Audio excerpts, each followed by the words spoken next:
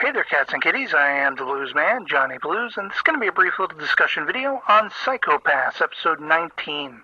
Another brilliant episode in this series, I have to say, marching us ever forward as we're nearing the penultimate end.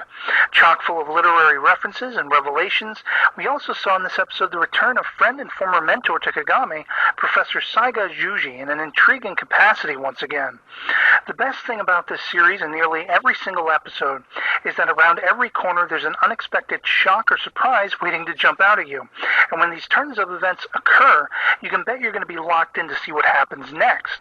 This episode was no exception along those lines. Probably the greatest and most standout aspect of this episode, however, was the character interactions.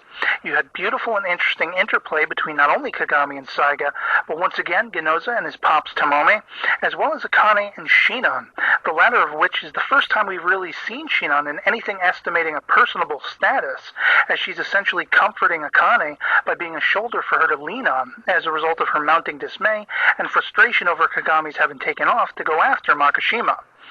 Saiga and Kagami's discussions once again bring me back to that same feeling I got and have mentioned in previous reviews of reading Conan Doyle's Sherlock Holmes stories. As soon as Ko shows up at Saiga's place, Saiga's waiting for him, expecting him.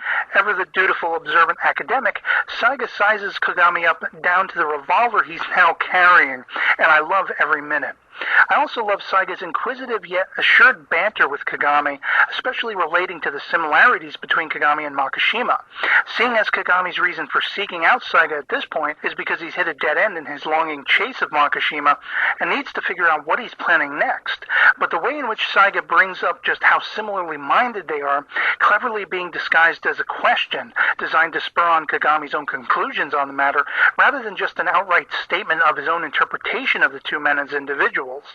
It's also in large part to this discussion that Kagami and Saiga together unravel the next likeliest way Makishima will attempt to bring down the all-powerful, all-governing Sibyl system, agricultural collapse.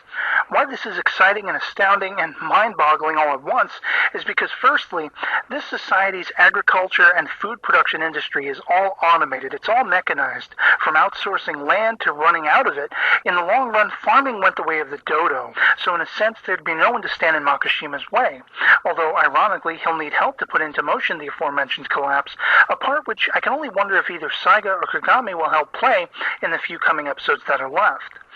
Second, Makishima's plan, if the mutual guesswork of Saiga and Ko proved to be true, moves far and wide beyond simply sharing the video information he's still likely in possession of to show to the world just what Sibyl is at its core, as was found by both his partner and the still missing and likely dead Kagari in a previous episode.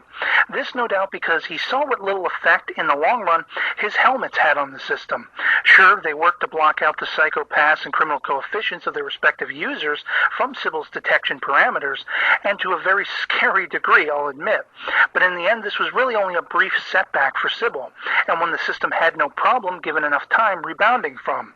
So in essence, Makishima needs to rip society to its foundation, force this not-too-distant future Japan to once again open up lines of communication to other neighboring countries, as since Sibyl was situated to govern the country, all ties with them have been summarily closed and locked tight. And both brilliantly and intriguingly, since the agricultural and food processes all seem to hinge on the production of a supergrain called hyper oats, which are manufactured through a form of genetic perfecting, if even the slightest degree of impurity can be found within it, boom, that's effectively the end of the agricultural and food processes, and by extension Sibyl itself, as it will be overwhelmed by a nationwide psychopath explosion, leveling all of the citizens of the country out at a latent criminal status. It's really a masterwork plan, but not one without its high-risk costs as well. And that's something, too, Ginoza is still dealing with.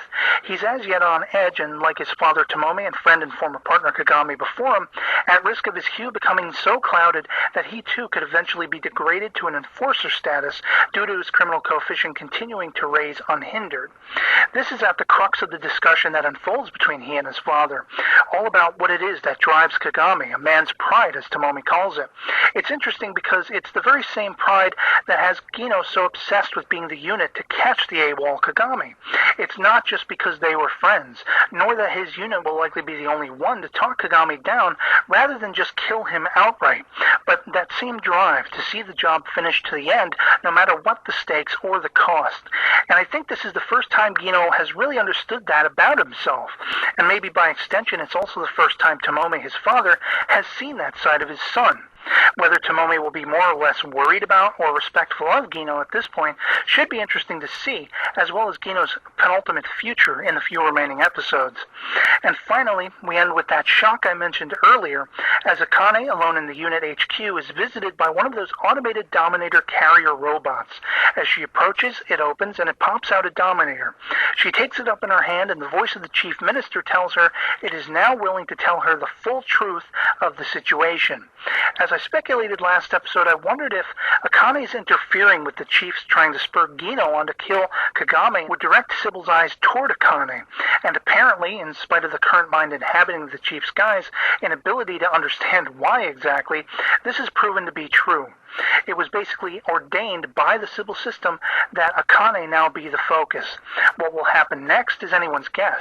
Will Akane be taken into Sybil, her mind alone? Will someone intervene before that can happen? All I know for sure is I cannot wait to see what happens next. And so, that's going to be pretty much it for me on this one. I'd love to hear from you guys in the comments below what you thought of this episode if you've seen it, and what you think will happen to Akane when and if she meets the chief in person.